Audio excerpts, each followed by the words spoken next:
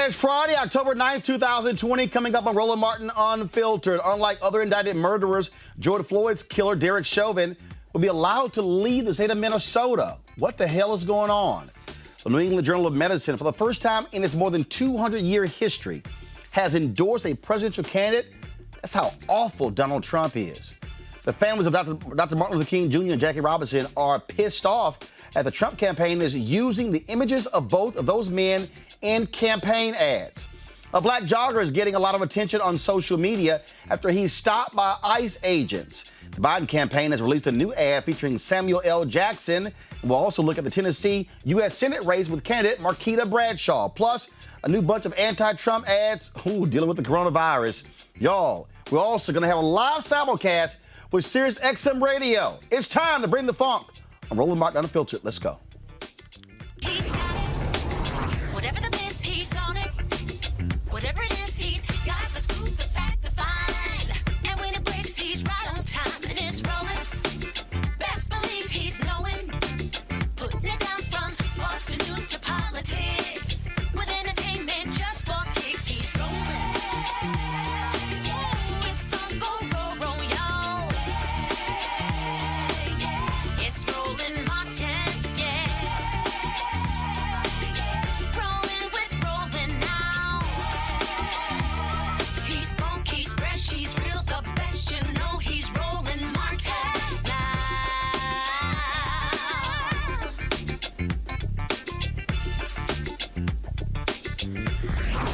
Martin!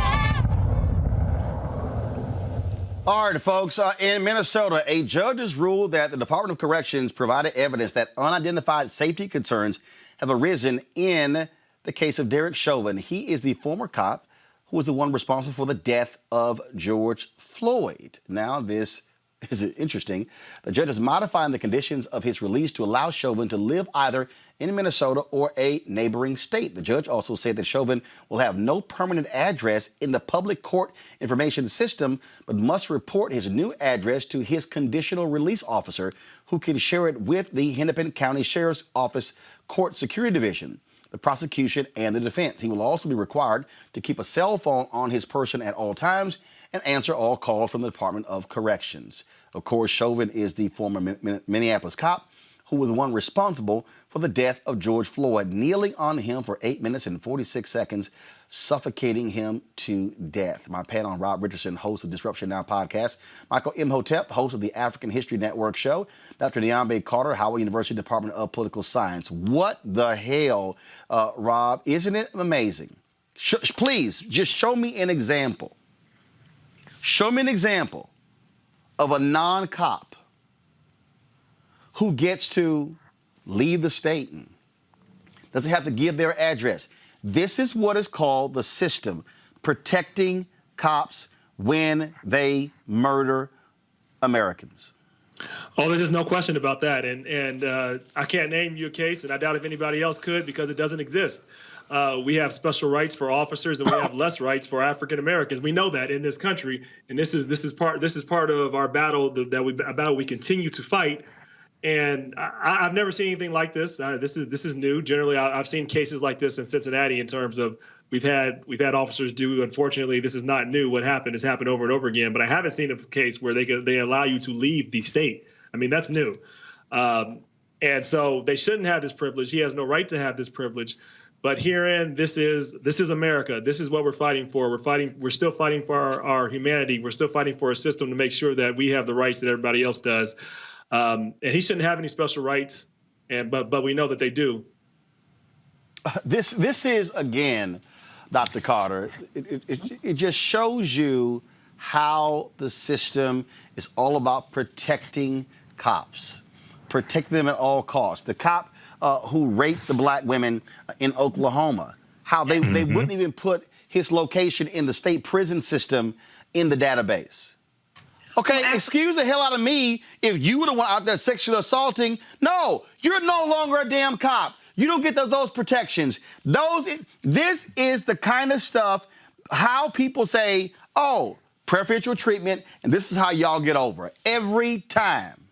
Right. Absolutely. I mean, I think this is, as Rob so eloquently put it, this is something that we've seen over and over again. And I think the message that we keep sending, and this is why people have to say Black Lives Matter over and over again, because you can kneel on a man's neck for 8 minutes and 46 seconds and still expect to get bail and still expect to leave the state and essentially be free to do whatever you want to do, quite frankly. I mean, there's nothing to stop Derek Chauvin from doing this again. But we saw this with Breonna Taylor, right? The officers are only charged, the officer that was only charged with firing bullets recklessly, not murdering this young woman. And I think we know that the price of Black life means nothing when it's a police officer on the other end of that gun or on that other end of that taser or whatever baton or whatever means they have to take our lives. This is disgusting.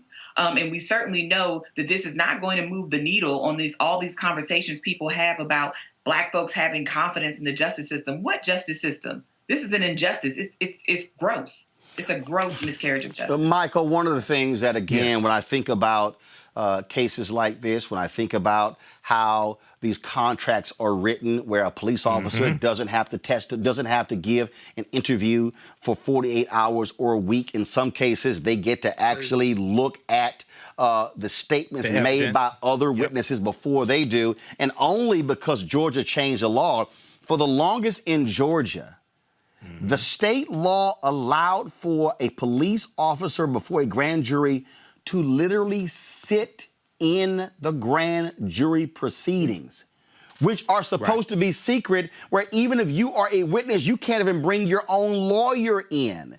This is the madness that we are trying to fight when it comes to a system that is stacked against victims and is all about making it easy for the cops to get off.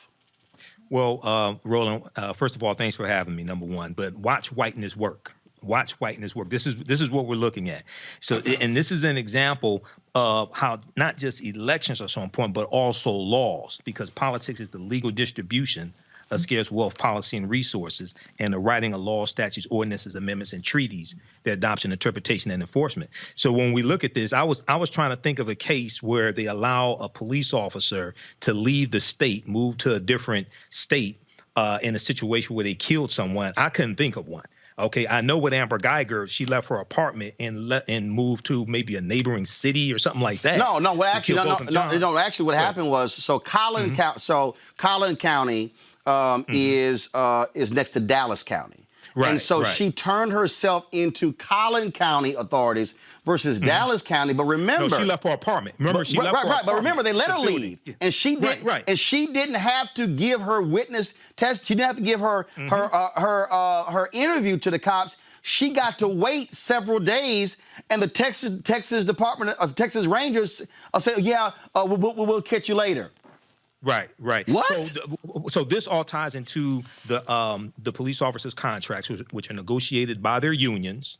Okay, this is why when we deal with this culture of policing and reforming this culture of policing, it's not just the police departments, it's also the police unions, but then this ties into the laws and the contracts that are also signed off on by the members of city council or mayors or what have you. So all of this is connected. So we really have to understand the different parts of this whole to really understand what it is we're fighting. But at the end of the day, things that I tell my listeners are, because, just yesterday, I think it was, he posted $1 million cash bond, or a day before, one of them. And a lot of people were surprised. I said, look, this is all part of the process. I knew it was coming. It took him longer. If it was less money, he would have raised it sooner because the unions raise money for them, et cetera. But in cases like this, because individuals do, absolutely. Individuals do too, Yep. But a lot of times the police unions, will raise money for them to help them post bail. So what I tell a lot of my listeners and those on my Facebook fan page is that this like four main things that I focus on when we see these police killings. One, charges. Two, prosecution. Three, conviction. Four, sentencing. You're going to see all these different maneuvers in between that, trying to smear the victim who's dead, things like that. But those are the four main things that I really focus on. Yep. And to add to that, Roland, because he made a lot of good points, I just want to say process, because he kind of hit on this, but the process before you even get to that point, because if the contract that's negotiated with the city is in place, it's a collective bargaining agreement. Yes. People don't like to hear this, but there's nothing you can do about it if it's already in place and it's been signed. But that's usually up every 3 years. So you need to know when that contract negotiation is coming up. You need to know about the contents of that contract. And there are some absurd things, like you guys said, like there are some laws say like they're able to wait 48 hours. All that stuff, we need to know some of that. And you need to talk to your city council person, and they need to make sure that they are testing the limits of these agreements. There's only so much they can do, but they can test the limits, and they rarely have any type of conflict, usually just agree with nothing. Right. And just very quickly, Ronan, if I could, for a few seconds, with all the, I have a lot of respect for those who protest and march, those in Black Lives Matter, civil rights movement, but we have to understand, if the laws are designed to trap us, we have to understand the law better than they understand the law. We need to understand what all the booby traps are, all the pitfalls are. So just like you had Dr. Greg Carl, just like you have other African-American legal scholars, we have to have these training camps, these boot camps, where we are taught how all this works. So we understand how to navigate it when we're protesters, how we understand how to navigate it also, so we don't get caught up in the system as well. Absolutely. All right, folks. This is crazy. In a scathing editorial, the New England Journal of Medicine calls on voters to throw Donald Trump out of office. It's the first time the medical journal has taken a stance on a U.S. presidential election since it was founded in 1812. The editorial states, quote, "When it comes to the response to the largest public health crisis of our time, our current political leaders have demonstrated that they are dangerously incompetent. We should not abet them and enable the deaths of thousands more Americans by allowing them to keep their jobs." The editorial was signed by nearly 36 of the journal's editors. Joining me now is Dr. Ebony Hilton. She's Associate Professor of Anesthesiology and Critical Care Medicine at the University of Virginia. Ebony, glad to have you back on Roland Martin Unfiltered. Damn! I mean, they've never said this before. This is called clearly, get this fool out. Listen. There's a lot happening. I think America needs a timeout. We need to figure out who is actually running our country and who's running it behind that person, because the person in charge right now is not firing on all cylinders. So, yeah, here we are. Well, this is, and of course, it is also announced that he's already had a super spreader event for A.B. Coney Barrett that's infected all these different people. I still don't believe that he's actually fully out of the woods when it comes to coronavirus. Now this fool is going to have 700 people on the South Lawn of the White House tomorrow. You got to be a dumbass. You got to be an absolute dumbass to go to the White House for any event after nearly 24 people have been infected with coronavirus, including the fool holding the event. Right. I mean, at this point, I honestly don't understand what the driver is. Initially, people can try to deny that it exists. He said it was a hoax. Then people could say, well, everyone else is getting sick, but he has such tight protocols and he's safe. But now, literally, the White House is a cesspool. I don't know. It's troubling. So at this point, whoever shows up is literally asking to be infected by COVID-19. I'm just hoping that they take consideration to say if they make that choice for their own life, that they do not take it outside the walls of their own home or the lawn of the White House to infect other people who didn't ask for this, because they will be spreaders of this virus and people are going to die. It's unnecessary. Hell, Niambe, Mitch McConnell is already on record saying, I ain't taking my ass to the White House. They got some jacked up ass protocols. Right. And I feel like if that's... Actually, hold on. Niambe, go ahead. I can't hear you. Go ahead.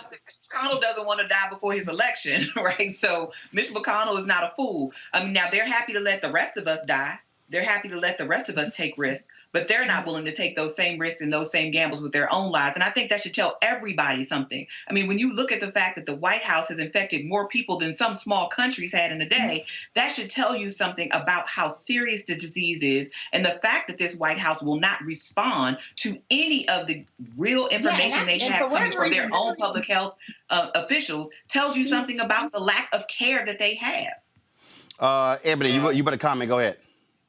Well, yeah, I was going to make a comment about McConnell. I think it's absolutely borderline criminal for him to suggest that it's not safe for him and his fellow senators to meet in a very contained space of where we're all adults and we know how to follow protocols and rules and wear masks. But yet he's telling people to send their children, of which we know children, they're beautiful little people. They don't realize the dangers of what happens when you touch your face and when you take your mask off and when you cough in your friend's face. They don't understand that danger. And yet the Senate has stated time and time again that we need to force the doors open to our schools, jeopardize the life of our children, while they get to sit in the safety of their own home with a laptop. And they're now pushing for themselves to be tested on a day-to-day basis. Meanwhile, we have essential workers who've been on the front line since literally the beginning of the pandemic in grocery stores and working in these areas to keep our nation afloat. And they haven't been afforded not one test. And I think that's negligent on the part of the people that we elect to actually serve us. If you want to see sheer stupidity, folks, this is one of the White House spokesmen today talking to Hallie Jackson on MSNBC. 6 times she asked him when was the last time Donald Trump tested negative for coronavirus. No answer. Watch this. All right, let's talk about something else that I know that your communications office wanted to get back to us on, which is when was the president's last negative test prior to his diagnosis? So we don't have that, but we're looking at this from a public health perspective in that when there's an indication of a positive test or symptoms showing, then you go back the 48 hours, you do your contact tracing. It's about preventing further transmission of the disease, and that's why we'll be focused on these diagnostics and the ways of measuring transmissibility, because that's really the public health reason for releasing such information. It's to prevent further transmission of the disease. So that's where we're focused. Sure, and of course to look at what potential exposures may have happened before the president's diagnosis. So on that last negative test, you said you don't have that. You don't know, or you don't want to say? So we don't have that. I don't personally know. Right. What does that mean? Have you asked, Brian? I think Wednesday you said you're going to look into that. So Hallie, the president doesn't check all of his HIPAA rights at the door just when he becomes president. The doctors obviously share fulsome information with the president. The president shares a great deal of information with the American public. We have gone through numerous briefings with the doctors, half a dozen memos from the doctors, his daily vitals we put out yesterday. We've had briefings with the chief after interacting with the president. We've had Kayleigh come out and talk. I am now speaking with you about all the information we can share. But just because he's president doesn't mean he shares every single detail of his entire life. But we do share enough information, certainly for public health purposes. Yeah. So it's a privacy thing then, the reason why you're not saying the last negative test? HIPAA?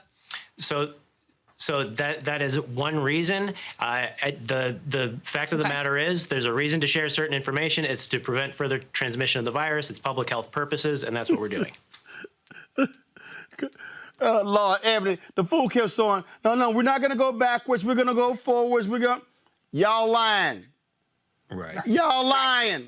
Right. Absolutely. Right. I mean, this is just a cover up. And, well, even Trump said in his own recordings with Bob Woodward, they try to downplay this virus. And unfortunately, and I do fully believe in the privacy and the right for individual people to have their medical records to themselves. I mean, not the president. But and here's the thing. Not the president to a certain extent. When you decide that you want to dictate whether or not you're going to be passing this virus on to other people, that you're going to bring 700 people onto your lawn, where there's literally laws that state that we don't even want that many people to gather in one space at one time in general during this pandemic.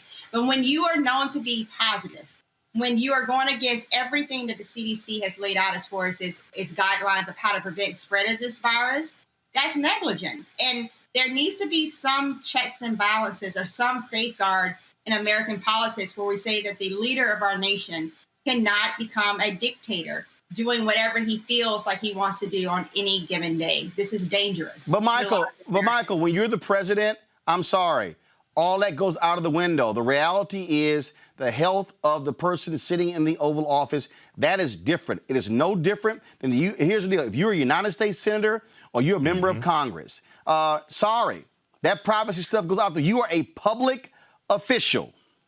Well, not only that, Roland, but if we go back to 2016, it was Donald Trump who said that Hillary Clinton was not physically fit, physically able to do the job as president. When we look at this here, a couple of days ago, Donald Trump said, now, this may not be the most politically correct thing to say, and I know we have Dr. Ebony Hilton here, who's a doctor. She may disagree with me. But he said that coronavirus, he thinks him getting coronavirus was a gift from God. And No. He also said, I might be immune to it. You never know.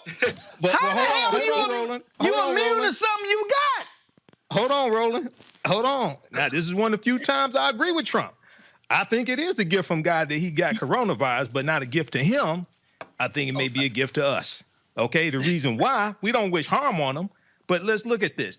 ABCnews.com reported a couple of days ago that 34 people around either at the White House, Kayleigh McEnany, people like that, White House press secretary, or people with the Trump campaign, like Chris Christie, former Governor Chris Christie, have caught coronavirus. Now, if you can't protect people that work at the White House, I'm not talking about the cooks and, the butlers and things like that. But if you can't protect people like that at the White House, how are you going to protect 330 million people? So what this is doing is showing how he is falling down on the job, how he is derelict in his duties. Now, we don't wish harm on anybody, but a lot of people think this is karma coming back on him. Yeah, I would say. Hey, Rob, first of all, let me be real clear. I don't wish harm on anybody. I don't have any sympathy for stuck on stupid people. I have zero. I mean, that's exactly where I was going. You took the words out of my mouth. I'll say this: what the medical journal's endorsement shows is that those who follow science, those who follow data, and those who have a little bit, an ounce, a mustard seed, whatever you want to call it, of common sense for their life, for their respect, for the nation, are not going to follow this man. I mean, and so anybody that is even entertaining this, anybody that's talking about a third party, anybody that's unsure, who the hell are these unsure voters? Like, what's moving your decision at this point? So I don't think there's many of those voters left. We need to make sure people get out there, vote, because this is your life. And this is also really the future of the whole nation, because this man, he's actually talking right now, trying to put Obama and Biden and people in jail for nothing. He wants to be a dictator. This is not a joke. This is not practice. Everybody needs to go out there and make sure you vote, get your friends to vote. This is not a normal election. People say that all the time, but we've had Trump. The test is over. People know exactly what he's about. He's a racist.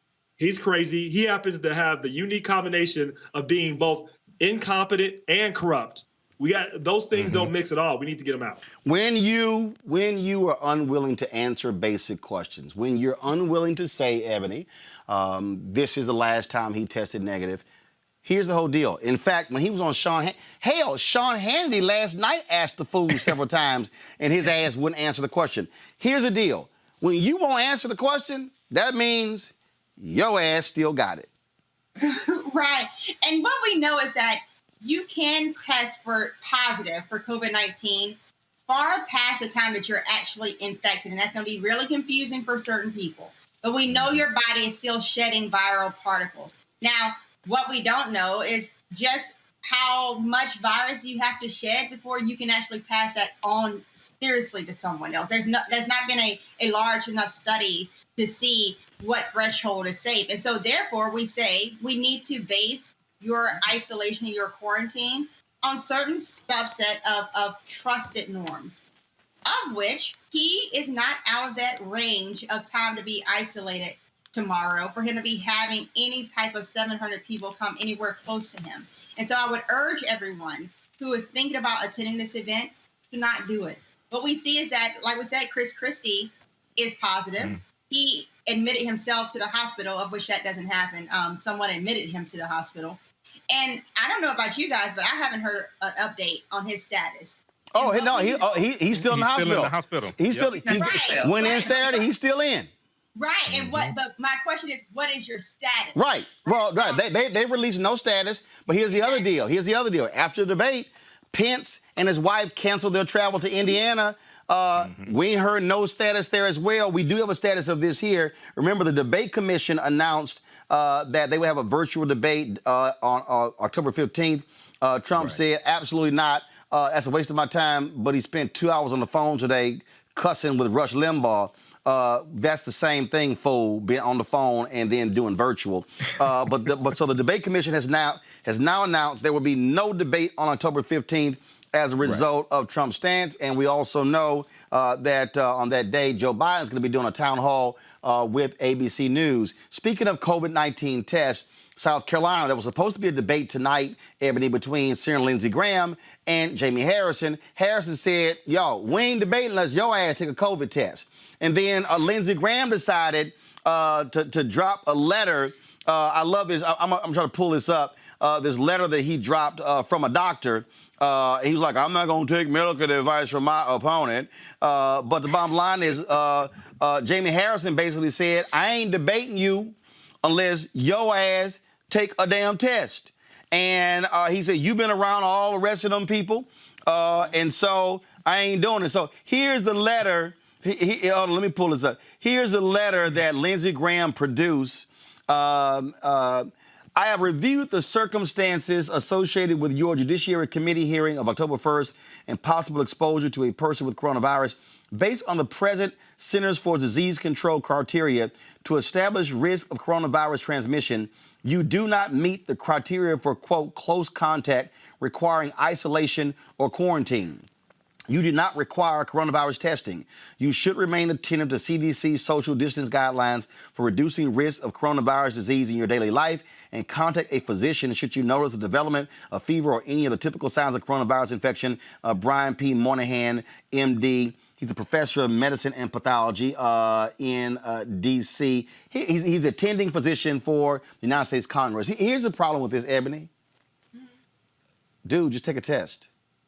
Right. Listen. Just take a test. It's one of those things where didn't Trump say the same thing when he tried to do the honor system of saying that he wasn't positive when he was on the stage with Joe Biden fully positive. Wait, Kayleigh McEnany. She did briefings with reporters for 3 consecutive days, no mask and giving them, I tested negative, I tested negative. They came out, I'm positive. Right. And it's one of these things, honestly, where even with Trump, I think the reason why he's not saying when the last negative test was because he was not testing as he was supposed to be testing. There you go. And one of the things that I've tried to start tweeting about to whoever will hear it is that what we need to do is subpoena the CEO of Regeneron, which is the company that had the experimental monoclonal antibody cocktail that Trump took in the White House. Go ahead and subpoena that CEO and ask them, when was the first dose of Regeneron actually given?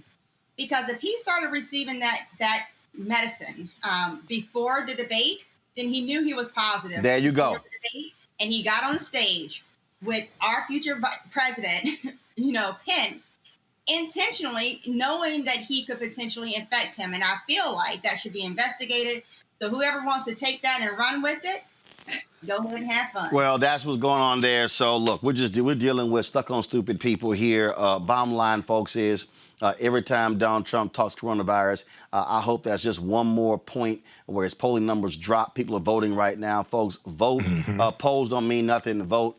Get this fool out because they have no plan whatsoever to actually deal with this. And when a fool stands in front of senior citizens and say, It's okay. I got it, but you're not going to get it, but you might get it. Y'all, the man is talking crazy. The steroids are speaking, or some other drug is speaking for him. Ebony Hilton, Dr. Ebony Hilton, we appreciate it. Thanks a lot. Thank you. Have a good one. All right, folks. The families of Martin Luther King Jr. and Jackie Robinson demanded that Donald Trump's re-election campaign remove images of the late black icons from their new political ads. The ad is titled "Say What You Will About America." The video includes pictures of both King and Robinson. Bernice King, the daughter of Dr. King, took to Twitter and called the use of her father's image beyond insulting and not reflective of who Dr. King was. Jackie Robinson's daughter, Sharon Robinson, also tweeted that the Trump campaign does not line up. This is what she said. Jackie Robinson's family strongly objects to the use of Jackie Robinson's image in the Donald Trump, the JR Foundation. The Trump campaign is in opposition to all that Jackie Robinson stood for and believed in. We're insulted and demand that his image be removed. Bottom line here, Michael, this is, the Republicans always want to show black Republicans. They say King was a Republican, Jackie Robinson was a Republican. Here's what we do. We know for a fact that Jackie Robinson was a Republican. We don't know that with MLK. Folks said his dad was, but it's all irrelevant because the bottom line is this here. This is if you got to go back to the 1960s to find you a black Republican, your ass ain't doing it right. Well, there have been a number of fact checks on this. Think Progress Org had one a few years ago that talked about how Dr. King was not a Republican. And I've looked at information that talked about how Dr. King talked about voting for Democrats as well. But if you got to go back that far to the 50s and 60s to find a black Republican that African Americans like, then your party has a problem. Now, I'm neither Democrat nor Republican. People who listen to my show know this, but I'm also not stupid. I know whose policies are doing us the most harm as well, and it's usually at the national level, usually coming from Republicans. But this is more of just like Trump came out with his platinum plan, which I call the fool's gold plan, his 2-page black agenda, okay, for African Americans, and it lacked specificity. It was ridiculous, and a lot of what he was proposing contradicts what he's been doing the past 3.5 years. This is some more of that. He's hoping to just shave off enough African Americans so that in these key battleground states, it can be very close, and he can try to win this in the Supreme Court.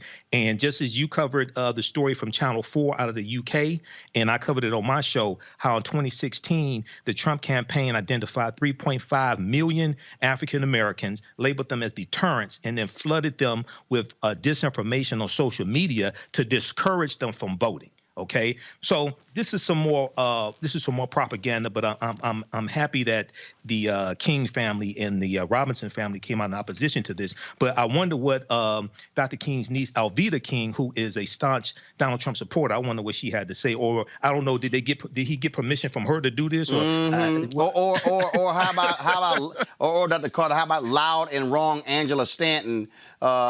Same thing. Anything she got to say? I doubt it. Well, I mean, and we should, because, I mean, Angela Stanton has not done herself a good service, and they should retire her as a spokesman for this nonsense party.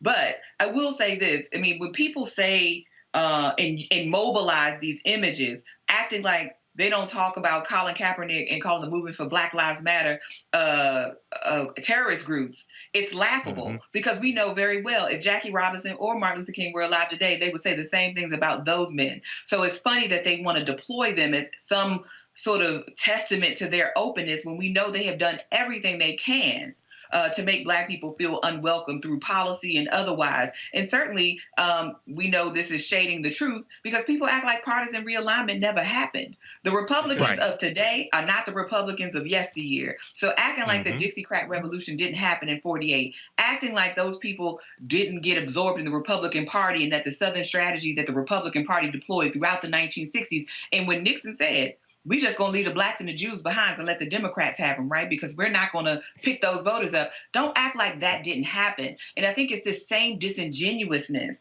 that we often have. And I think it's because they know most people don't understand anything about history. But people do understand the reality of the world they live in. And if they think marshaling up some images of Martin Luther King or Jackie Robinson are going to be enough, I think they're mistaken. But Michael is correct that it can do just enough for the people on the margins. And that's the really scary part.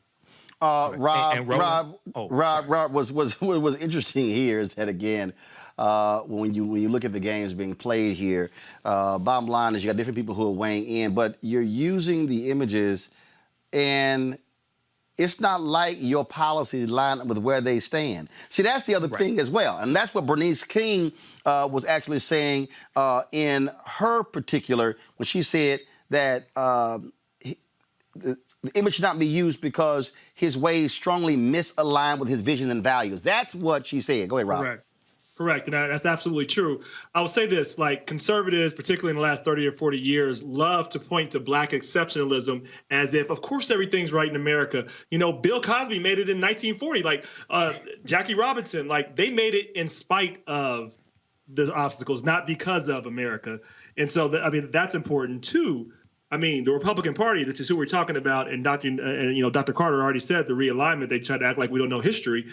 And a lot of people don't. This is why we need to have this show. But let me tell you, Reagan, when Martin Luther King Day came up, lots of Republicans were against it, including Reagan. And we know he said bad things about actually Dr. Martin Luther King and many other black people. But then he said specifically that he's not even sure if he was an American. He might have been a traitor. This country spied on Dr. Martin Luther King and did the same tactics Donald Trump is using now to go after protesters. They spied on Dr. Martin Luther King most of his entire time while he was trying to improve civil rights and make this nation better. The things that they are praising now, they hated him for. They don't stand for Black Lives Matter. They don't stand for equality. They want to find and use his words out of context to make themselves feel better about who they are and who America is. That's not who Dr. Martin Luther King was. They don't quote from Dr. King in 1968. They don't quote from Dr. King when he's really talking about how America needs to improve, how America is not living up to his ideals. I can guarantee you this: if Dr. King was here with us today, he would be.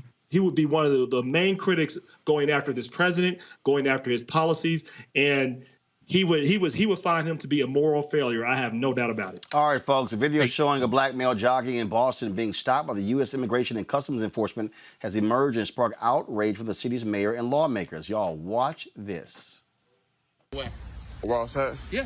Are we all set? Oh, we're all set. We're all set? Yeah, sure is. Yeah, We're all set, sir? Yeah. Thank you. Just want to make sure. Thank you. Enjoy your run. Free to go. Thank you. Do you have any, real quick, do you have any tattoos on your left and right arm, just so we can confirm, and we'll be out of here? For me? Yeah.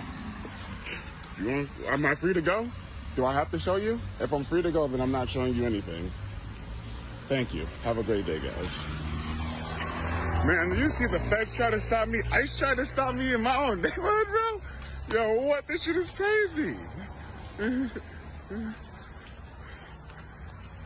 Hey, record this just in case. Record this in case, bro, for real.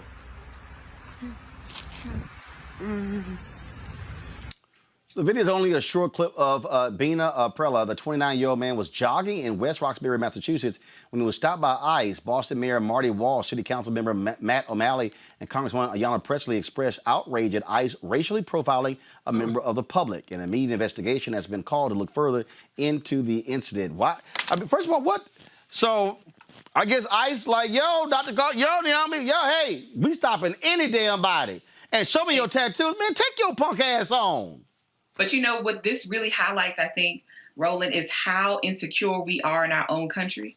And most of the time, none of us have anything on our person that could actually prove our status. So if they were to take him and hold him, they could have done that day. And there would have been nothing that he had on his person in that moment to prove that he was not an undocumented person, or the person that they claim they were looking for, which is some Haitian, right? And just because he's black and out running, because I'm sure that's what Haitian absconders from justice right now doing, is running around Boston.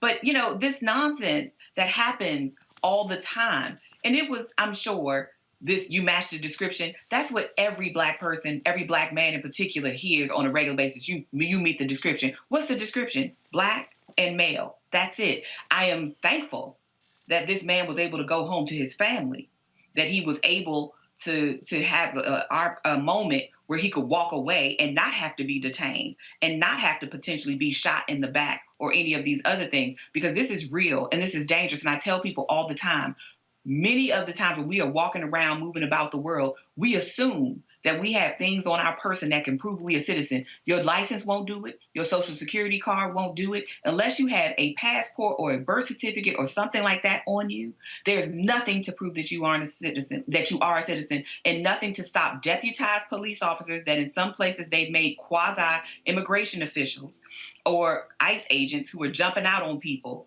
from detaining you. And that is the really scary fact. Bottom line here, Michael, is these people have been emboldened by Donald Trump. Fired Donald Trump in November, ICE has to stand down. That's why he has unleashed ICE on America, and let them do whatever the hell they want to do. Absolutely, Roland. And, you know, what I want to, well, first of all, the Congressional Black Caucus has been speaking out, and I saw a press conference a few months ago that a few members of the Congressional Black Caucus had. I think it was at the southern border, if I remember correctly. I know you covered it also. But when it comes to Black undocumented immigrants, or even Black immigrants, period, who are here legally, they are the first ones to be deported, even if they're here legally.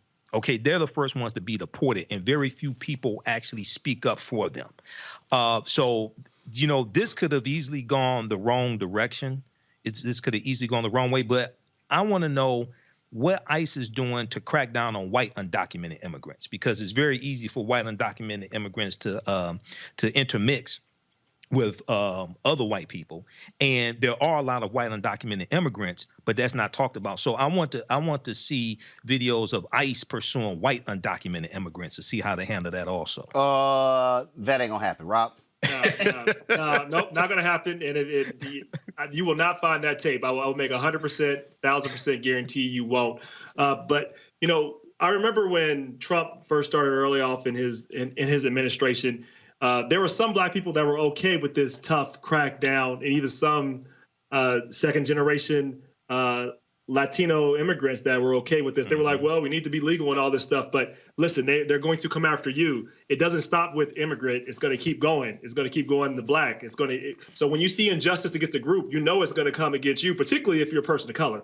So we have to make sure that anywhere we see injustice, as Dr. Martin Luther King said, injustice anywhere is a threat to justice everywhere. That's what he means. It metastasizes. It will always grow, and it's always going to come to Black people. So we should never be for it, whether it's going after Muslims, whether it's going after women. It will always come back to us anyway. Period. And also, let's be clear, undocumented Black immigrants live in Black communities with native-born Black people. And the reason they're picked up more often is because our community are hyper-policed. So this is also a Black American native-born problem, right? These kinds of things happening. It's not just about undocumented Black citizens, because they didn't stop that man because they thought he was undocumented. They stopped him because he was Black. Folks, 24 days until Election Day. First of all, people are already voting across the country.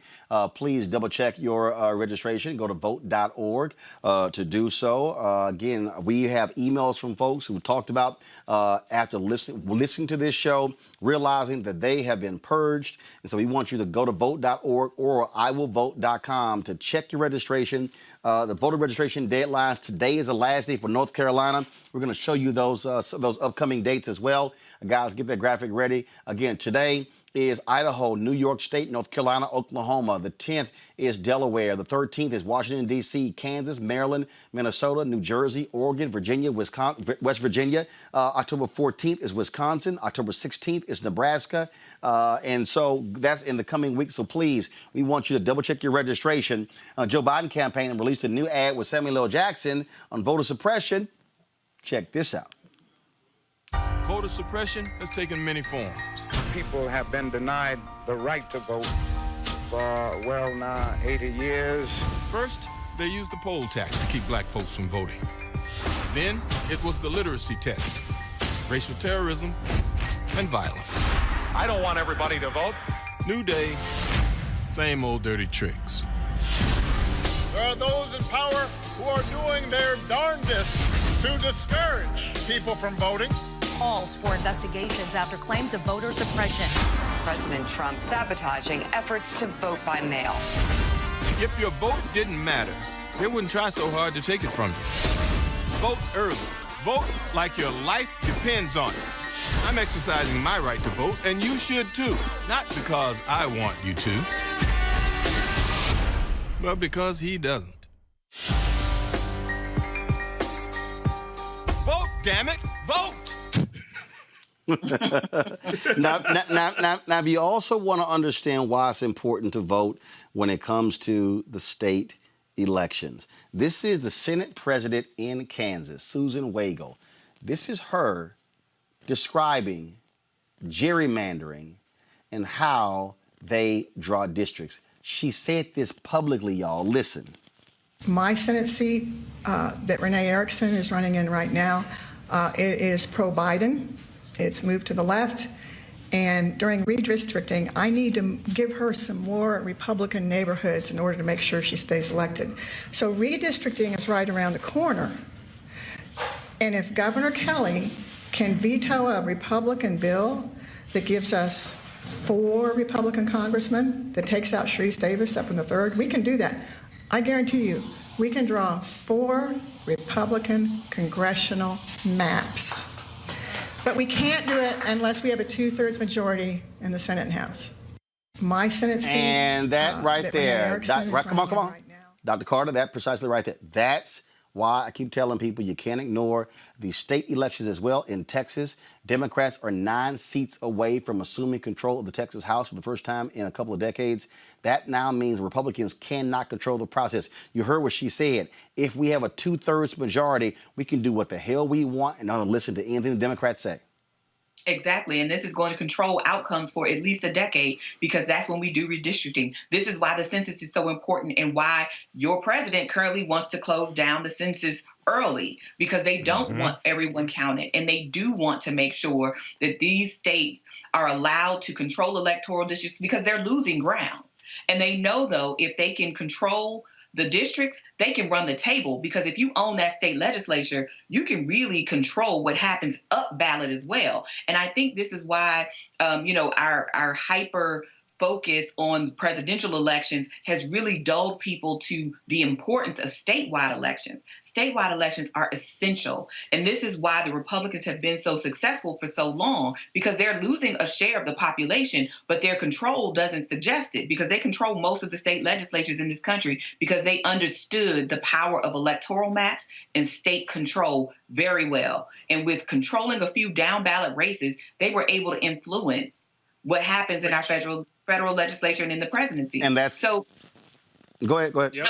Extremely important, right, for people to pay attention what's happening in their home state and to fill out the census as well. I know people see the crawl, but it's very important to fill out that census, because people want to control your life for at least another decade. And Rob, this is why people have to understand that every position does count, and so you cannot leave the top of the ticket blank, like which happened in Michigan. I'm going to speak to Michael about that. In 2016, 90,000 people left the top blank. That was the difference. Trump won Michigan by 11,000. But again, who controls the state legislatures?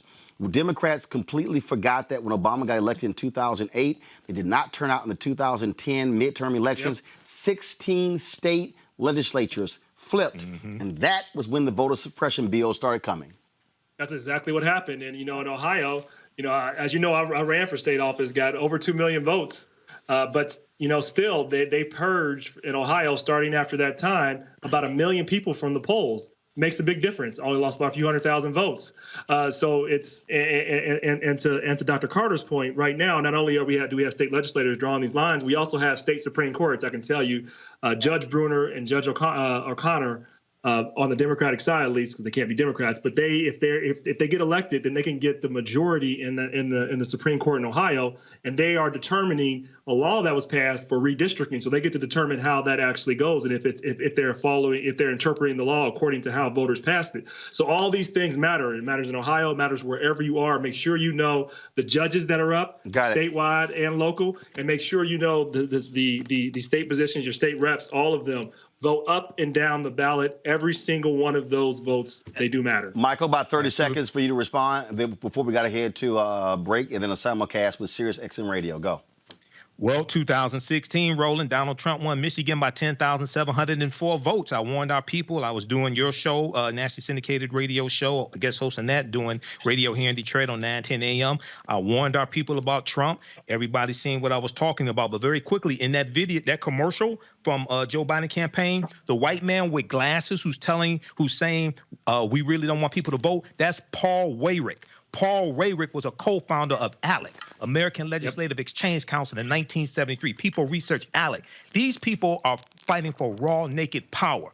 And the main thing, one of the main things we have to do is read the U.S. Constitution. Because when we read the Constitution, then we will understand how all this comes together. And the Constitution created the census, which was first taken in 1790. So once you read the U.S. Constitution, which is the supreme law of the land, along with treaties, then you start understanding how all these pieces come together, and we can understand how to disarm them of this weapon and use it against them, because I teach a whole principle called political self-defense.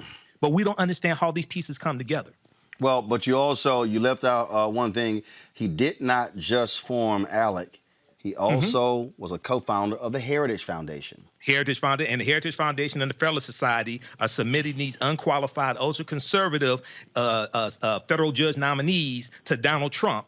And just so people understand, in about September 9th, 2020, Trump released a list of 20 potential U.S. Supreme Court nominees, and Kentucky Attorney General Daniel Cameron was one of those names on that list. Of course he is. You better don't get this twisted. They're fighting for raw, naked power and we control the courts for the next 30, 40 years while we're focused on the basketball court. And that's why everybody keeps talking, Rob, about demanding that Joe Biden and Senator Kamala Harris answer about packing the courts. Well, the reality is this here. They did that in Arizona. They actually added seats to the Arizona State Supreme Court. They tried to strip power from the State Supreme Court in North Carolina when they took control of that particular court. And when the Pennsylvania State Supreme Court ruled against them in gerrymandering, what do? They also tried to strip their power. That's what we're dealing with. Rob, real quick before we go to a break. Oh, I would just say Democrats need to learn a lesson from their opponents. So they need to be aggressive for the short term. I think they should look at packing the court. I think they should make D.C. a state. Be aggressive. Get rid of the filibuster. First of all, get rid of the filibuster. Be aggressive. Don't worry about what Republicans are going to do. We know what they're going to do. They're going to take power, learn from them, and actually represent the people that you say you represent. So when we win, we better use the power. That's all I have to say. Rob, Dr. Carter, I certainly appreciate both of y'all joining me. Thanks so very much, folks. We got to go to a break. When we come back, our Simulcast with SiriusXM Radio. That is next on Roland Martin Unfiltered. You know this better than anybody else. Those who will speak our mind, we're going to be criticized, we're going to be attacked, but that really doesn't bother us. I mean, we've been through this, and we're going to continue to go through it. And I'm just pleased that we've been able to send a signal to young people that we care about these issues so very much. We're not going to play politics with them. We're not going to try and hide whomever we are behind the kind of language that they don't understand. And so because of that, this authenticity that you're talking about is helping us to realize a whole new era and a whole new time of possibilities for young people to participate. Hello, everyone. I'm Godfrey, and you're watching Roland Martin Unfiltered. And while he's doing Unfiltered, I'm practicing the wobble.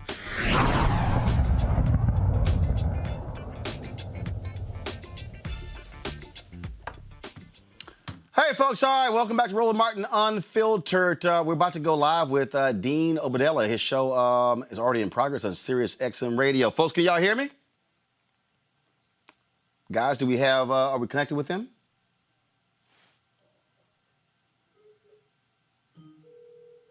Y'all are supposed to be connected with them right now.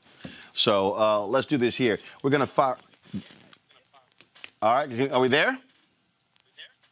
Not yet. No, this is Matt. I'm going to plunk him down. Hang on. But are we having that locked in, Matt? All right, my friend. Let me look him in here right now. Excellent. And right now, very happy to welcome. All right, y'all. I can't hear Dean, so his audio is out. Digital show. Thank you. Analyst for Tom Joyner Morning Show and more. Roland, how are you, my friend? Welcome back. Hey, Dean, what's going on? How you doing? Doing pretty good. You see, officially the second debate was just canceled. I thought it was canceled when Trump goes, I'm not going. I mean, but I guess it had not been. I guess behind the scenes they were talking, but just minutes ago it is confirmed that October 15th is off. I'm going to miss the town hall setting. I hope with the last debate, October 22nd, they move to the town hall setting. That's much better. Well, I think that's one of the reasons why Donald Trump probably wanted to cancel this second debate. why he objected to even it being a virtual debate, because he has done so poorly when he is in front of regular, ordinary Americans. He doesn't give a damn about these folks. You think back to the town hall that was on ABC when the woman said that her mom died of breast cancer. This fool kept saying she died of COVID. And so that's what you're dealing with. We're dealing with an arrogant, narcissistic, just impetuous. He's just, I mean, this is pure evil that is sitting in the Oval Office. And I think people cannot play games with this to understand how absolutely unhinged this man is and how he has destroyed significant norms in this country. You know what, Roland, I so appreciate that you said that he's evil, and that in the bigger picture, that the media's got to stop playing these games where some have gotten really good. Don't get me wrong. In the beginning, we were all screaming, call him a liar. He's lying to us. But even like the hesitancy to use the term white supremacist, they'll use like racially tinged, and that he's playing on white grievances. No, he's a white supremacist giving white supremacist garbage to people who he thinks are going to like that. That's what it is. But I don't know, the timidity of our media in the time of Trump has been stunning to watch that. Well, but I think you got to, Dean, I think you got to realize something here, okay? And this is hard for people to have to confront. Mostly white people control media. So what you have is the individuals who are determining what our news is, the individuals who are determining everything about our news, the people who are deciding what the focus is going to be, what can and cannot be said, are largely white men. Take your pick. Cable, broadcasts, newspapers, magazines, radios, all right? I'm just being perfectly honest. You look at all of these different companies. You look at their boards of directors. You look at who's controlling it, who are the people who are running it. I don't care what it is. And there's no disrespect. I know we're on SiriusXM, but look at the leadership of SiriusXM. Who controls the levers of power? Who is determining what these things are? I'm saying this is because as a vice president digital for the National Association of Black Journalists, you cannot expect media to report on everybody else when media won't even look at themselves. There are individuals who are white supremacists who are in media. And so you have folks who would not call it what it is. I have consistently said that America should have listened to black people when Donald Trump ran for office. Why? Because black people saw what everybody else didn't see. That's why I use the hashtag, we tried to tell you. And so every time people go, oh my God, we never knew it was going to be this bad, black folks are like, we did. We tried to tell you. I saw one of the former Clinton people who tweeted, who said, I think what, Felipe Reigns, whatever his name, he said something like, no one with a straight face could admit they saw this coming. We were like, yeah, fool, we did. And so that's what, and this is what you're dealing with in this country right now. And so remember, early on, all these media people, no, we can't call him a liar because in order for us to use the word lie, we have to understand that that's the intent by what he is saying. So therefore, what can't we use? Right. I was like, damn that, he lying. Yeah. That's why I was using the hashtag Trump Lives Matter. He lying. I agree. And I will tell you this. The Muslim community, and a third of our community is black, so it intersects. We knew how bad it was. The guy wanted to ban all Muslims from the country, and he announced it in 2015, and the crowd went crazy, and he said, Islam hates us, and he said, Muslims like me, we know where the terrorists are, we're just not telling people. We're like, what? So we knew he was bad, too, but I think the black community overall was warning all of us, this is going to be bad, and it's been horrible. The other thing is, too, and I have to say the media has been much more critical of Trump in this election cycle in 2016, which was just a ratings bonanza for them. No, Dean. They've only been critical when it looks like he's going to lose. But he has been good for their ratings, so that's what I wonder, though. I agree. If it was closer and neck and neck, and I really think the media is going to try to bring the race a little tighter in the next few weeks. They want the horse race. They don't want a 10-point gap. They don't want people going to sleep on this. But I wonder what they're going to do when Trump is gone. And cable news was struggling horribly with ratings overall. I don't give a damn. Trump. I don't give a damn. What happens? I don't give a damn. I don't give a damn. Put a bunch of dancing ass dogs and cats on air. I don't care. The reality is this here. This man is pure evil. The policies of this man are not good for this country. And so what we're seeing is a destroying of the norms in America. That's what we are seeing. Guys, switch the shot. You're taking too long. Sorry, Dean. We're live on the air as well. So I'm like, come on, we got to move. Go ahead.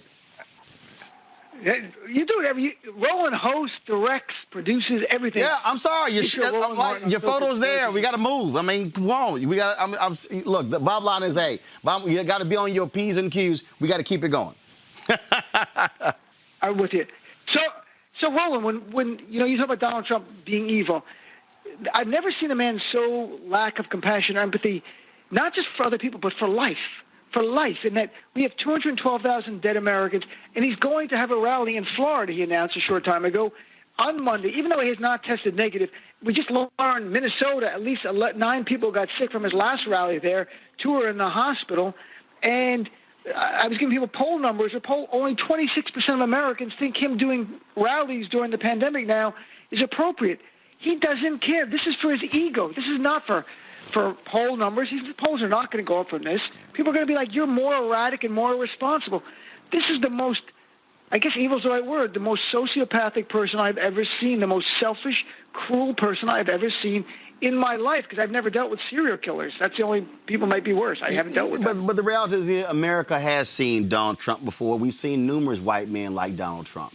Woodrow Wilson was one of the most violent racists ever to serve in the White House. He was the one who showed Birth of a Nation in the White House. He reintroduced segregation in the federal government. Herbert Hoover was a leader of the Lily White faction of the Republican Party. I mean, we can go on and on and on. So, see, I think one of the things that we have to do is we have to recognize exactly what is going on here. We have had white supremacists sitting in the Oval Office before. We have had individuals who are doing that. Donald Trump is simply in the long line. But the problem is we've gotten accustomed to folks saying all the right things. Donald Trump says out loud what people used to say privately. And that's why he has his hardcore white constituency that is more than happy to hear him say that. That's what we're dealing with. And so that's what that's what you're seeing.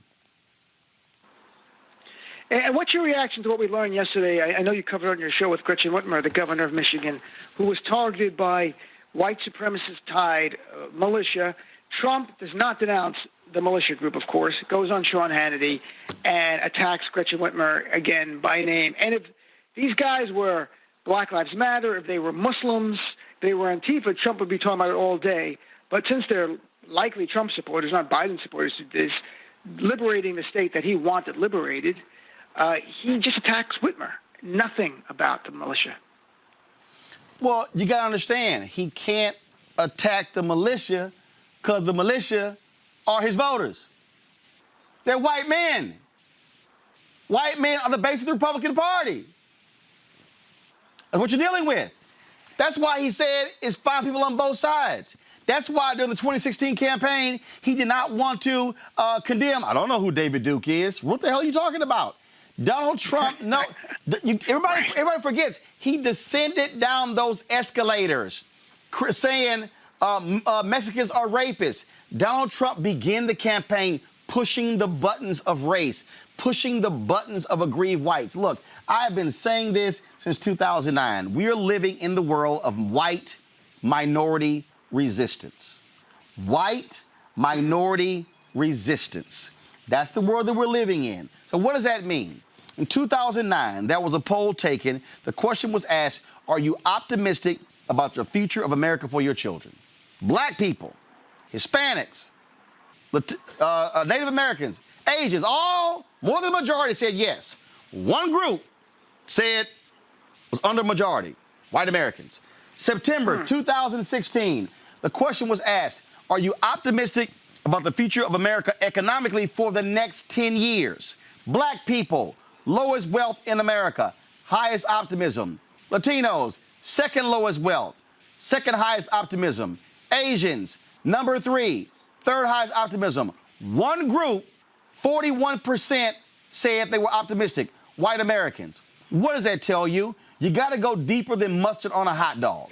And the deal is this here. White Americans, in significant numbers, are scared to death of changing America. They are scared to death of 2043. They are scared to death of losing power. And let me explain power, Dean, because this is what people don't understand. Why do white folks react so violently to Colin Kaepernick?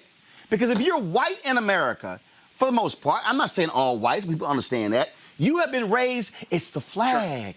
It's the national anthem. It's the Pledge of Allegiance. We're the greatest country in the world. God loves us. God adores us. God has shown favor on us. So therefore, any criticism of America, you can't stand. During World War II, the United States actually tried to shut down and try black newspapers for treason because they dared write about racism in the armed services. They said that black newspapers, the Chicago Defender, the Pittsburgh Courier, the Atlanta Daily World, others, they were aiding and abetting the enemy by talking about racism. Racism that black soldiers were experiencing in the armed forces. America says, oh, when you're black, put all that aside, because when it comes to the war, we're all one. And so Colin Kaepernick takes a knee. How dare you take a knee? What's wrong with you taking a knee? And so because they've been raised that way. So what's changing, Dean, is that we truly are moving for the first time to a real multicultural America where American values are being redefined. American values have been defined by whiteness. American principles have been defined through the prism of whiteness. Now, all of a sudden, they have to think about what black people have to say, and Latinos, and Asians, and Muslims, and it's not just white Christian men. That is why Mitch McConnell and the Republicans are focused on packing the courts. That's why, if you look at the numbers, Amy Coney Barrett, if she is confirmed, 48 years old, if she serves as long as Ruth Bader Ginsburg, who died at 87, means she will be on the Supreme Court for the next 39 years. That means that right now, Brett Kavanaugh is Gorsuch is 53 years old. He'll be there 34 years. Kavanaugh is 55. He'll be there for what? 32 years. Roberts is 65. He'll be there 22 more years. Alito is 70. He'll be there 17 more years. Clarence Thomas is 72. He'll be there 15 more years. That's why they're picking largely white men between the ages of 35 and 45 for these district judge and appellate positions. Do you realize that the Ninth Circuit Court of Appeals has long been considered the most liberal court in the country, and they are on the verge of having a conservative majority? It is because they want to ensure that whiteness continues to dominate American society for the next 30 to 40 years because they know it's not going to happen at the ballot box. That is what's going on in America. I agree with you. I'm telling you, Roland Martin, host of Roland Martin's Unfiltered Daily digital show. So Roland, though, as this becomes more acute for white people, and they really get a sense they are going to be the minority, not theoretically, but literally. It's already happening in the younger generations. They see it. Is there a hope that the younger people who are growing up in a multicultural America already are at ease with it, at least partly at ease with it? Or does this get more ugly and get more violent going forward? Because white supremacy, the history of white supremacy tells us they don't give up power nicely. They use violence to stay in power. Right. So where are we going? Well, first of all, that one of the reasons you're seeing this change right now in the aftermath of George Floyd's death is because you have young white folks who are aligning with African Americans and others. And so that's what's scaring of corporate America. Corporate America ain't contributing. It's not sitting here talking about spending $3, $4, $5 billion on social justice because black people are protesting. Hell, we were protesting when Obama was president. No, all of a sudden they saw white folks out there protesting. And when you have white folks aligning with black people, which was the exact same thing that happened in the late 1800s when you saw free slaves aligning with poor whites who then began to change states in the South. All of a sudden, Dr. King, if you go back and listen to his speech that he gave after the Selma to Montgomery March, he said in that speech, quoting a particular book, where the white folks got with the black folks and then began to change things, and the Bourbon class said, oh, hell no, we can't have this. So they begin to use media. He literally says media to create a wedge between black people, freed slaves, and poor white folks, and that's where Jim Crow came into existence. What we have seen is the same thing. The Republican Party, the party of big corporate interests, has always been able to convince broke-ass white people to vote with them against their own economic interests, and they're walking around trying to figure out, who are we? I saw some fool literally tweet today by saying, oh, did neoliberal economic policies cause these white supremacists to be in this militia? And they showed this broke down house. I blasted this fool by saying, hell, if being poor causes you to be to all of a sudden become radicalized, then black people and Native Americans would have long had militias fighting America. It was based upon economics. And so what you're now seeing is you're seeing this baby boomer generation, that generation after them, and also those in Gen X fighting because they're seeing how we are changing and developing. Look at the percentage of interracial marriages in this country. Look at what is happening in terms of where we're living. That's why Donald Trump is saying, hey, I'm going to keep all of the blacks and the Latinos out of the suburbs. He is yelling to suburban white men and women that I changed the policy, and he was aided by an ignorant fool in Dr. Ben Carson, who went along with it as the Secretary of Housing and Urban Development. These are the strategies that have been used to order to maintain white supremacy order. But the problem is this here. We don't like using the phrase white supremacy because do you have to use that word? Yes, you have to call some things what they are. Because, see, America has said, no, white supremacist means a person with a Nazi symbol or somebody with a Klan robe. No, there are people who are white supremacists sitting in corporate America right now who are responsible for determining who gets houses. That's why when you saw the report of black people who have houses appraised, white appraiser comes out, appraises the house $60,000 to $100,000 less. Then all of a sudden it's get a second appraisal.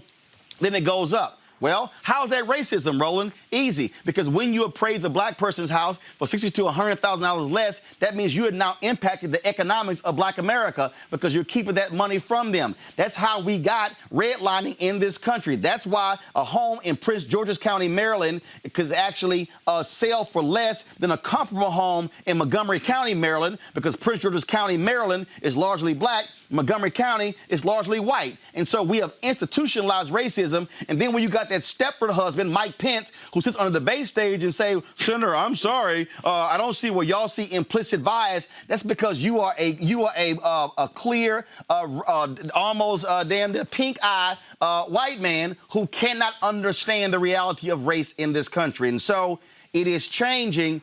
But we simply are saying we ain't waiting like our ancestors did. We want freedom now. And Roland, do you think what does it mean to you? Is it optimistic to you, the fact that Trump has done the suburban thing? It's unreal. I mean, and Cory Booker's coming to your neighborhood. And I've had white women call here who live in the suburbs going, I hope Cory Booker comes to my neighborhood. I'm looking forward to that. That it's not working this time. He's losing the suburban vote, which is also code for white people to be blunt. In this scenario we're talking about, there are people of color in the suburbs, of course. I'm not sure, Dean. Does it mean something to you? You have to wait till election day till it's over? I'm not. That really Look, I need white folks to convince me of that. See, here's what I know. In America, whiteness has ruled supreme. Take you back to 2016. How many people said, when the Access Hollywood tape, ain't no way in the world a woman is going to vote for Donald Trump? Yep, I remember that. 53% of white women voted for Donald Trump because they will choose their tax cuts over sexism. They will choose their tax cuts over race. And so that's what you're seeing right now. When you see folks like James Baker give an interview with the New Yorker and he says he was just so offended by Trump, but I'm a Republican. And that means that even though Donald Trump is there, we are in power. This, Dean, is about power. It's about folks who stay in control.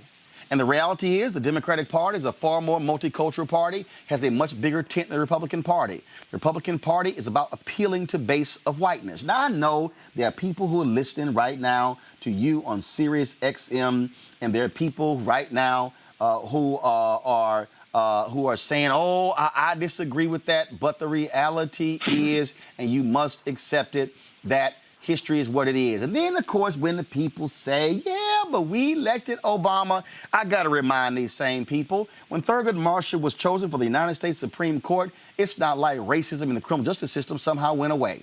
When Doug Wilder was chosen as the governor of Virginia, it's not like races all of a sudden just dissipated in the state of Virginia. The Confederate flags did not come down. The Confederate monuments are still up. When Deval Patrick became the governor of Massachusetts, it's not like racism all of a sudden went away. A story was done a couple of months ago showing the top companies, the top public companies in Massachusetts don't even have one black board member on their boards of directors. And so how did 2 terms of a black governor somehow change everything? See, we've gotten used to this whole notion being black, that, oh, if one black person, something happens, well, everything changes. That's why you got some white people in America who think that black people, what's wrong with y'all? Y'all got Michael Jordan, you got Oprah, you got Tiger. Aren't all the rest of y'all doing just as good? That's the mindset that we have to actually change in this country. And it's what you say about the GOP plays to the white base. Right now, there are, in Congress, between the Senate and the House, there are 2 black Republicans, and one of them is leaving, Will Hurd, at the end of the year. There will likely be more QAnon supporters in the Republican caucus come the new year than black Republicans. The other one is Tim Scott in the Senate, and yet Will Hurd in the House, and Will's leaving. So it's remarkable. So in the last minute here, Roland, when you look at 2020 right now, you see the campaign Joe Biden is running. What's your reaction? Is he doing the right thing? Is he reaching out to the black community, communities of color? Is he building the coalition he needs to? You look at the numbers. He is not at Obama levels in 2008 and 2012. He is doing better when it comes. He is pulling support from Trump when it comes to older white voters, when it comes to college-educated whites as well. Trump is underperforming when it comes to whites without a college degree. But the reality is this here, and I've said this directly to the Biden campaign, you have to leave no doubt. They need to be going even more aggressive after black men. Donald Trump, you see Donald Trump is running all of these Jack Brewer ads during NFL games because they're trying to target black men. Jared Kushner they told me 2 years ago, they believe they can get upwards of 20% of the black male vote in the 2020 election. You also see, the key is though is not I can get black votes if I can stop black folks from voting. It's the same thing. 2016, Donald Trump actually said repeatedly, he thanked black people for not voting.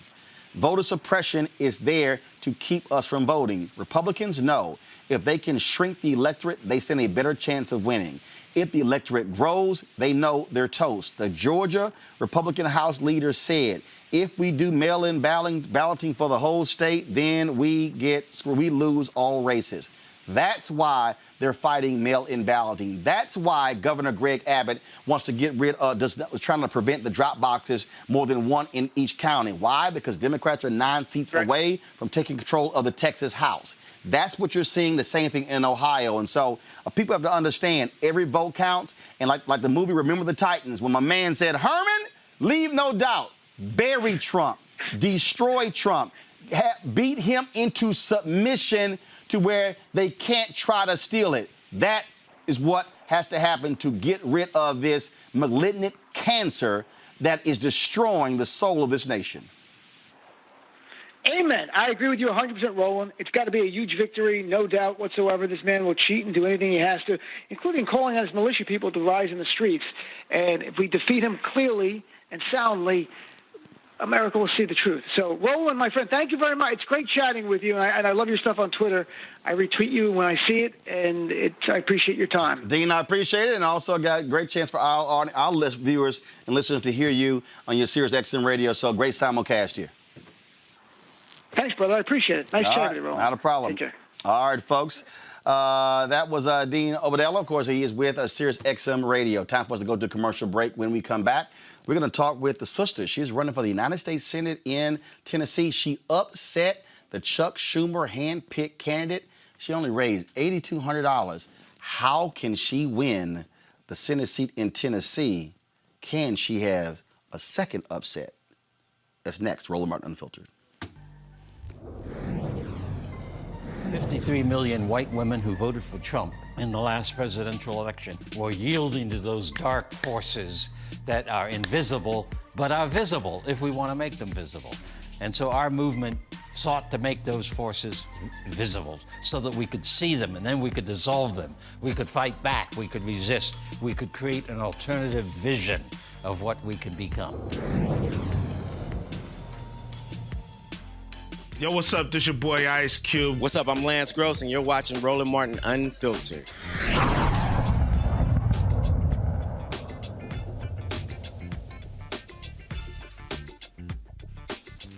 All right, folks, there are a number of anti-Trump ads. I love every single one of these ads. Ooh, Lord. Press play. Wearing a face mask, I won't be doing it. These Republicans followed Donald Trump's lead. They ignored the advice of scientists and doctors. They didn't wear masks, and they didn't socially distance. They contracted COVID-19.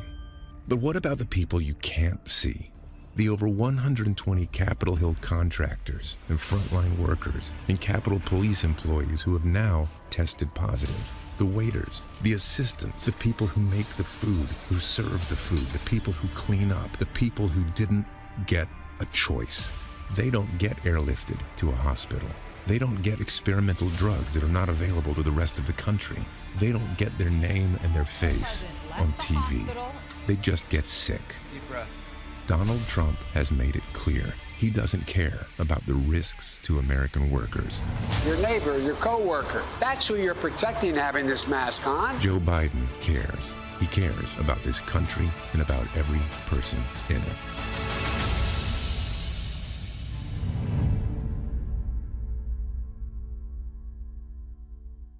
This is important. I want to add, but Mr. Vice President, I'm speaking. I'm speaking. It is asking too much of the people. Susan, we talked about It is asking too much of the people. Well, Susan, thank you. Although I would like to go back.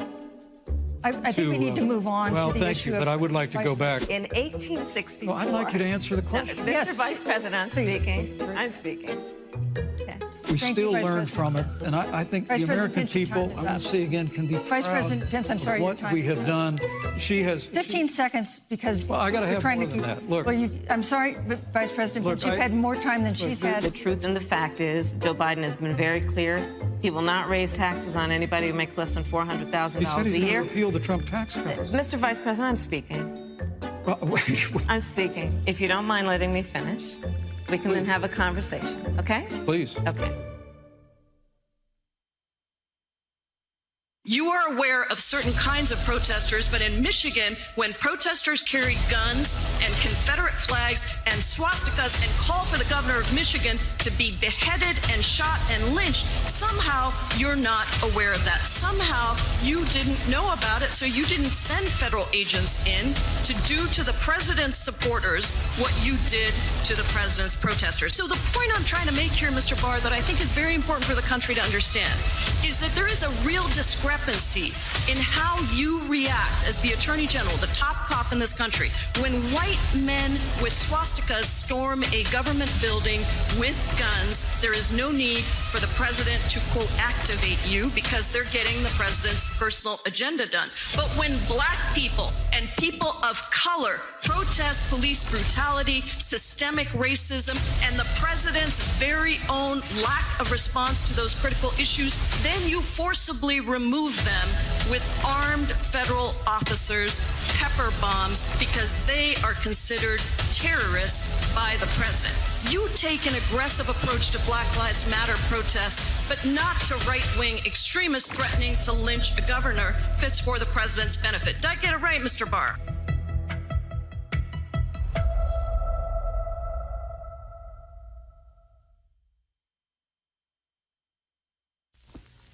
Hi, perhaps you recognize me. It's your favorite president. I got back a day ago from Walter Reed Medical Center. I went in, I wasn't feeling so hot. And within a very short period of time, they gave me Regeneron. A short 24 hours later, I was feeling great. And that's what I want for everybody. If you're in the hospital and you're feeling really bad, Regeneron. We have hundreds of thousands of doses that are just about ready. You're going to get better. You're going to get better really fast. Regeneron. Because I feel great. I feel like perfect. I want to get for you what I got. Regeneron. and you'll see some amazing things happen. You're going to get better. You're going to get better fast, just like I did. Oh my God, that is absolutely hilarious ad from the folks with Lincoln Project. I want to bring back Michael Imhotep, who joins us, and Joseph Williams with U.S. News and World Report. I want to talk about, though, that Representative Pramelia Jayapal ad, Michael. That was, first of all, the ad was from the folks with Really American, but that was so strong and powerful because she's right. Bill Barr will not speak out against white supremacists. Only Christopher Wray, the FBI director. Bill Barr, and so again, this just simply reinforces the Trump folks are appealing to these angry white men, these white domestic terrorists. She nailed his ass to the wall. Absolutely. She nailed him, and I want to see more ads like that because that gets straight to the point. And what that does is that ties into Christopher Wray, that ties in FBI Director Christopher Wray, his testimony right around September 17th, 2020, and he said that the white domestic terrorists, they're the most lethal threat to America. But then also we see what happened here in Michigan. They've been talking about this all day on 9:10 a.m. the Superstation, the radio station my show is on here in Detroit. And then we see that on top of all of this, because Governor Gretchen Whitmer, governor of Michigan, our governor, she called out Donald Trump in a press conference yesterday, if I remember correctly, and really laid this at his feet. She's correct. Because I remember April 17th, 2020, when Donald Trump tweeted, "Liberate Michigan," and encouraged these white men to go to the state capitol, and they were armed with assault rifles, right?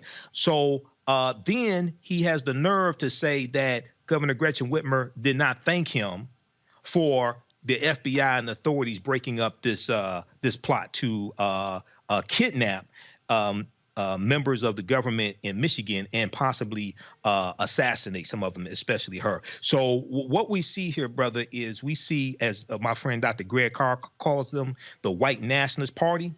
We see the white nationalist party in cahoots with a lot of these white supremacists. And lastly, a Michigan State Attorney General, Dana Nessel. She was interviewed by Katie Tur on MSNBC, and she did some other interviews, also CBS News.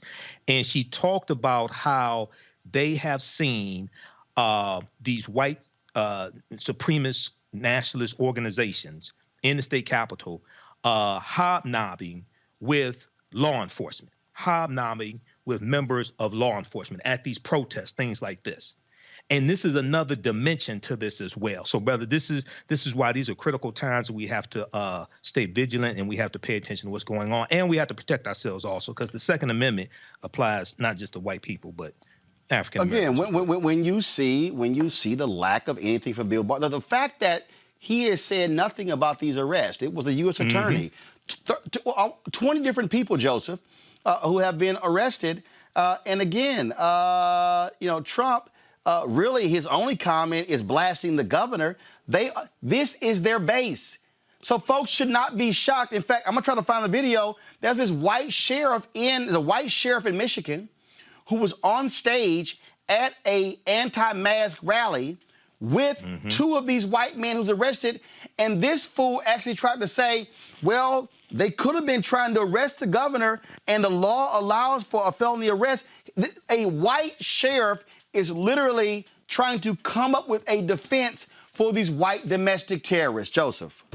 Well, it's not anything new. I mean, we've seen this throughout Trump's presidency. I mean, think about some of the bizarre statements that he's made, including on the death of George Floyd. He said George Floyd would be happy that he signed a bill, that George Floyd was it was a tragic death, but, things happen. This has been a pattern. And we, as far as the nexus between law enforcement and white supremacy, that one goes back for a long time, too. Yep. Think about the people who were involved in a lot of the civil rights murders. Many of them wore stars and badges on their chests. Think about the militiamen who shot two people during the protests in Michigan. It's not unusual. And the problem here is that we've got so many guns in the population that anybody can take up arms and nobody will blink an eye. And I think also the problem here is the fact that if we had a functional Justice Department, if we had a functional presidency and an executive branch, we would not have necessarily these problems with militiamen running around thinking that they're going to kidnap politicians and overturn the state and spark what they think is a revolution. I mean, that's not how it goes. So I think that one of the things we need to do is look back hard at the Justice Department. Look back hard at what they're doing and what they're not doing and what the Trump administration is keeping them from doing. Look at what Bill Barr has done. Look at what members of Congress on the Republican side, on the Judiciary Committee, and those sorts of assignments have done. I think by the time this presidency is over, we're going to have seen a lot of stuff under the rug that will just blow our minds. Not like what we've seen already hasn't been bad enough. We're going to find out a lot of things and a lot of close calls that we had that nobody really addressed, and that probably some people would have taken to the grave if they'd been able to. It's going to be a long time cleaning up after this one. And I think also, Michael, I think what we have to recognize is that there is going to have to be a true reckoning. What I mean by a true reckoning, I don't think people understand how white supremacists and these folks have infiltrated law enforcement, have infiltrated the Marine. There has to be a purge. There has to be a massive purge in this country. We had the woman on with the group where they discovered this private Facebook chat group where these cops were hurling racist, sexist messages around. And these were cops from police departments all across the country.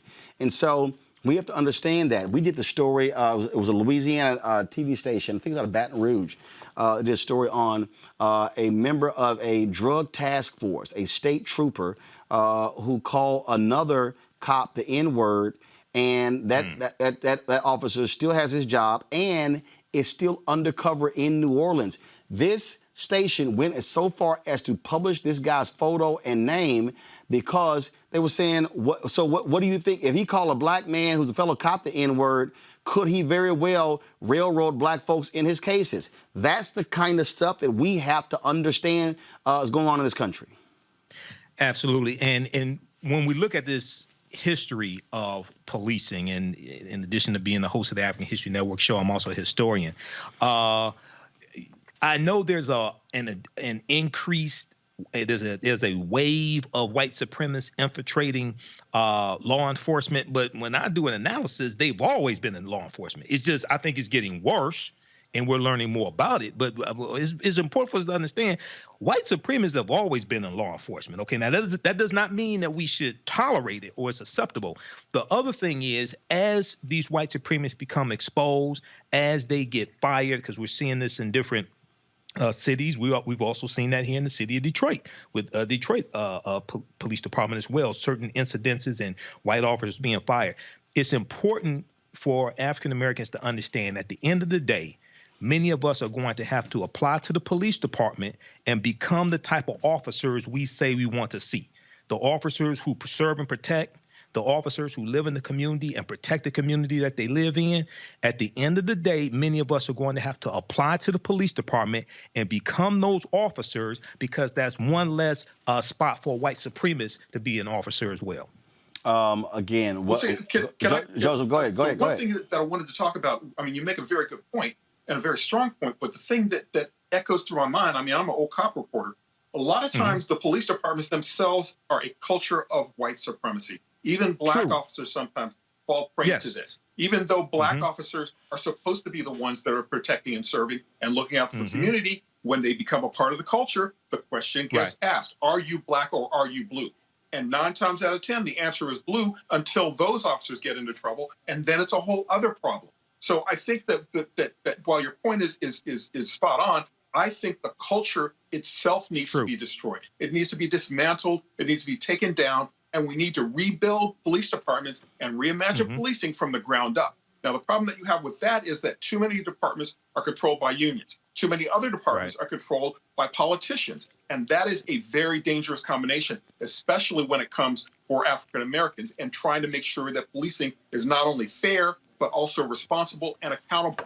Too often, we have no accountability with police departments. And that, I think, is one of the hugest problems with police violence and police allowing to get away with this, where there is no accountability and the culture is allowed to flourish. So you need to just break it down and start rebuilding from square one with a culture of accountability and fairness for everybody. If you want to, if you want to understand how the Trump folks are focused on and appealing to racists. Look at this. The Justice Department has suspended all diversity and inclusion training in every division, including for immigration judges that regularly hear cases of persecution based on religion, LGBT status, and gender.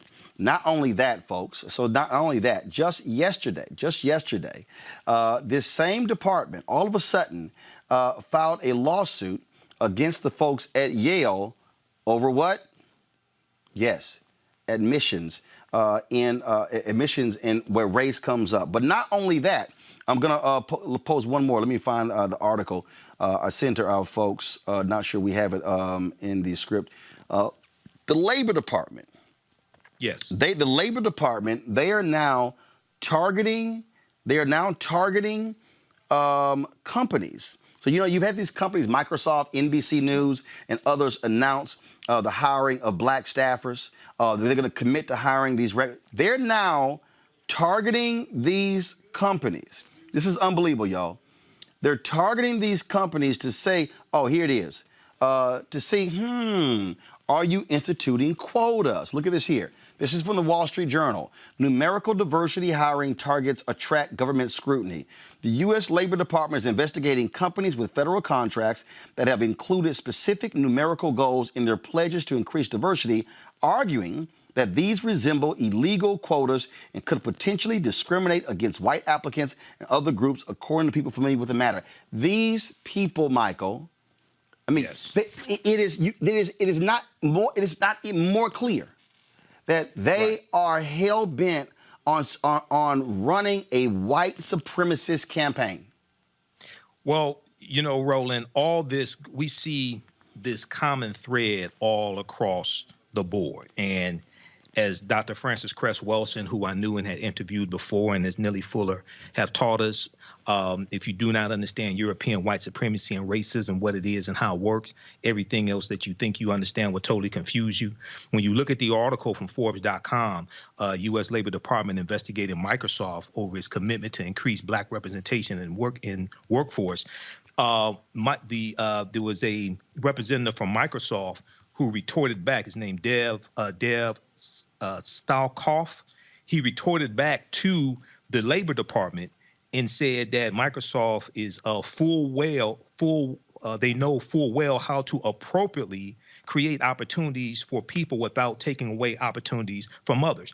So what you see here, the same attack that Trump is making on the 1619 project, even though there's some flaws with the 1619 project, but the same attack he's making there, the same attack he's making on diversity training, he's making here when it comes to what Microsoft is doing and other companies, okay? So what they want to do is control all of this opportunity and to lock African Americans out of these opportunities and, non-white people, but at the same time, try to give us a 2-page platinum plan, which is a fool's gold plan, to stay in power, to keep inflicting harm upon us. So this is some more, but this is reason number 453 why Donald Trump must be voted out of office.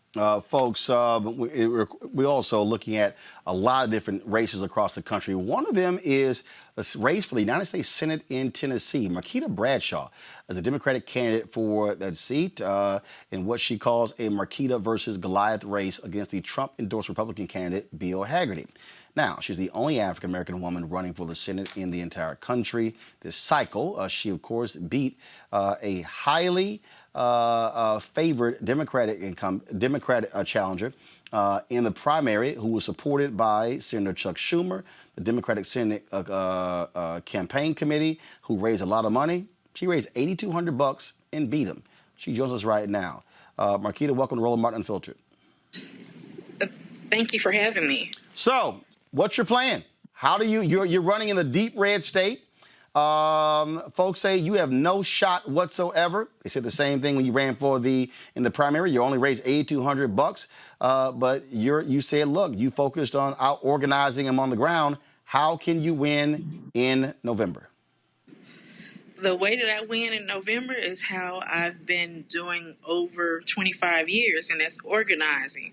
And it's relational organizing. That's how you win any type of political campaign. In Tennessee is not a red state. We rank at the bottom when it comes to voting. There are a lot of people that are getting engaged in this process for the first time, and some who have lost faith that want to see a person that represents their issues in a United States Senate. And that's how I will win. On that particular point, and so what you're saying is, look, there are lots of people out there who have checked out of the process. If I can stir them up and go to the polls, that is how you can beat a heavy favorite in Tennessee. That's, well, you, as like before, nobody saw me coming because they weren't on the ground talking to the people like I was. And I've been talking to people all over the state of Tennessee since I entered the race last year. I'm running because Tennessee deserves to have a leader in Washington who faces the same issues that they do, and not another millionaire who's disconnected from people's everyday struggles. So you say you've been going across the state. What have you been hearing, and what groups have you been engaging with?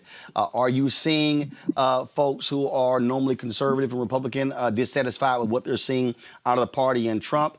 Are you seeing a lot of folks who are considered liberal or progressive who have long given up, thinking my vote doesn't count, now saying, hey, it can matter?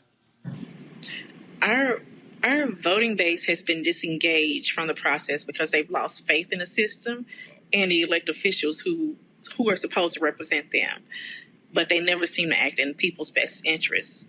We're running a people power campaign, and you can't really buy this election because we're creating a movement instead. In the primary, we shocked everybody across the country because they underestimated the enthusiasm for people wanting healthy and safe communities where they live, learn, work, worship, and recreate. And we have foundational pillars that we talk about. Everybody needs health care. People need an economy that's built around working people, education with high quality education for every child, and an environment with a just transition away from pollution. Because right now, our industries are based on pollution and pain, and we have to move away from pollution if we want to save our planet and also people's health. Questions. Joseph Williams, you got a question for Makita? Ms. Bradshaw, nice to meet you. And I'm a Tennessee guy. I grew up in Hamilton County, right outside Chattanooga. So good luck to you. What I'd like to know is you beat the Democratic challenger, the woman who's backed by the establishment. Has the DCCC come to your aid, number one? Are they offering you some money? And number two, your platform sounds a lot like the progressives, in that Bernie Sanders would really warm to. Has he contacted you, and is he supporting you in this race? Actually, we have been endorsed by Bernie Sanders. We have been endorsed by Marianne. We've been endorsed by Cory Booker. We've been endorsed by AOC. The GSCCC. They're still listening, but as of now, no money yet. Is it possible to win without the DSCC's help? I won it before, and I can do it again. Michael, question for Makita. Yes. Hello, Makita. This is Michael Imhotep. Question for you. This is U.S. Senator. How many votes do you think that you would need to win this race? We estimated about 2.5 million votes. About 2.5 million votes statewide. So just curious, how do you see your coalition, to get to those 2.5 million votes? Just curious, what percentage, how does the votes break down per race? What percentage do you think will come from African Americans in general? What percentage from Hispanics? What percentage from white people? Have you figured that out yet? We have done an analysis by county county. We know exactly what votes we should get from each county. We started this analysis in March of last year for not only the primary, but the general. So this is a well thought out plan. I saw the plan to victory last March when I started really digging in deep and doing a statistical analysis of what it would take to win this race. And because I have been a long time community organizer in my South Memphis community and all across this state, as a community activist and doing international work, we were able to dig in deep and build a wide coalition of voters in the primary. There was a great foundation. And these were the voters that would normally not get involved in the process, that were not connected to organizations, and to be able to build a coalition and making everybody you meet an organizer. It builds out your relational political program in a way that you will secure, that I'll secure the general, because I'm not working by myself. This is a movement. This is a people powered movement. And if we get money, that's great. You can come now or you can come later, but we will win in the general, and I will be installed January 3rd, 2021. One last question, if I could, Rose. Yeah, go ahead. A lot of times when we have elections, when it's during the presidential election, a lot of times people will focus on the president, but not focus on the Senate and not understand how critical and important the U.S. Senate is. Can you explain some of the duties that the U.S. Senator does? There are only 2 per state, okay, for the U.S. Senate. Can you explain some of the duties and responsibilities of a U.S. Senator so people can understand how important that Senate seat is? The U.S. Senate seat confirms the nomination for the Supreme Court. They also confirm the treaties that we go into, and they also do something that's very important, that a lot of communities in Tennessee have been disenfranchised from the system and pretty much divested from. And so they do also determine the actual federal budget and confirm the federal budget when it comes to appropriations based on the census. So everybody do your census to make sure and ensure that when you elect me as your next United States Senator, that I have all the tools to make sure that you're able to build out your communities the way you want them to. Because the U.S. Senator has so much control over how our funding comes into our state and our local governments, and even in our schools. Our schools should be fully funded from the federal level, the same as our military. And I know what I am supposed to go to the U.S. Senate to do, because I've been building a people's platform full of Tennessee voices all over the state, not only in the primary. We have continued to do this during this general race, and we are not finishing. We are actually opening up our offices across the state to show my commitment to be available and transparent to voters in the election process, and my commitment to keep that same level of engagement once I'm elected as the next United States Senator of the great state of Tennessee. All right, then. Marquita Bradshaw, I certainly appreciate it. Thank you so very much for joining us at Roland Martin Unfiltered. Good luck. Yes. And could you tell everybody to go to marquitabradshaw.com to learn about more information about the campaign, to get involved. Even if you're not in the state of Tennessee, you can volunteer from your couch, call from your couch, and also there's that donate button at the top of the page. Thank you. No need to tell them. You just did. I appreciate it. Thanks a lot. All right. Thank you. Final story, folks. Charleston, South Carolina police arrested attorney Jason Taylor yesterday, charging him with pointing and presenting a firearm at a person. No, y'all, it wasn't just a person, okay? He was a black cadet, a Charleston police black cadet with a police corps cadet, responded to a complaint of loud music playing. The cadet was taking part in a ride-along with the officer. While they were walking, the cadet said he saw Taylor standing in his driveway pointing a gun at him. Taylor told the cadet to get off his property. Taylor put his handgun on his porch after the officer identified the cadet. Taylor's white, the cadet is black. That's America, Joseph. You know what? Nothing surprises me anymore. I mean, we got white people with guns, threatening to kill a duly elected governor. We've got a president who actively encourages these sort of things. These are the times that we're living in. I mean, if Biden wins, he's going to have a whole lot to clean up and not very much time to clean it up in. I mean, he's only got 4 years. to make his mark, he better get the hustling when he gets inaugurated in January. Michael, final comment. Brother, this is Trump's America. The America that he said was going to go crazy if Biden became president is happening right now under Trump. So this is why the show is so important, so we can expose these white supremacists, white nationalists, and we have to defeat Trump and defeat the white nationalist party. All right, then. Gentlemen, I certainly appreciate it. Thank you so very much. All right, Thanks, folks, Roland. that is it for us. Please, if we want you to support Roland Martin Unfiltered, please go to our supporters via Cash App, PayPal. You can do, of course, Venmo, money order as well. Cash App, $RM Unfiltered, PayPal.me/R Martin Unfiltered, Venmo.com/RM Unfiltered. You can send a money order to New Vision Media, 1625 K Street. Again, New Vision Media, NU Vision Media Inc. Make it out to New Vision Media, please.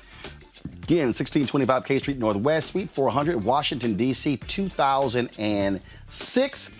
Every dollar you give goes to support this show and what we do to make it the best possible show, give you the kind of black news and information you're not getting anywhere else on a daily basis on the digital side. Folks, Monday, I will be in Texas. Early voting begins on Tuesday. I'm flying home on Sunday. First time I've been on a plane since February. Yeah, I got a hazmat suit and everything. My parents are 73. We are not playing when it comes to coronavirus. So I'll be broadcasting from Dallas on Monday's show. Got it? All right. So, folks, you have a great weekend, and I shall see you guys on Monday. We're always in the show, of course, with our donors. Go ahead and run the list. Hi!